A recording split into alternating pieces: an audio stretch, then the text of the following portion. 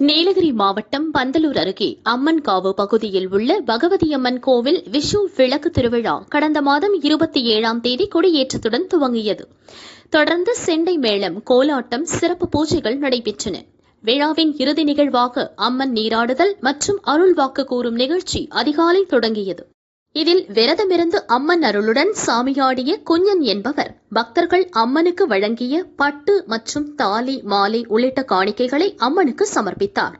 பக்தர்கள் வழங்கிய தேங்காயை உடைத்து அருள்வாக்கு கூறி பிரசாதமாக அரிசி மற்றும் புனித நீர் வழங்கினார். கொடி இறக்கத்துடன் விழா நிறைவு பெற்றது. விழாவிற்கான ஏற்பாடுகளை கோவில் கமிட்டி கன்வீனர் ஹரிதாஸ், தலைவர் ஸ்ரீதரன், நிர்வாகி ஹரிபிரசிந்த் மற்றும் கமிட்டி நிர்வாகிகள், விழா கமிட்டியினர், பொதுமக்கள் செய்தனர். விழாவின் இறுதி 3 நாட்களில் வயநாடன் செட்டி சமுதாய மக்கள், பழங்குடியின மக்கள் தங்கள் குடும்பங்களுடன் பகல் மற்றும் இரவில் பங்கேற்று அம்மன் அருள் பெற்று சென்றனர்.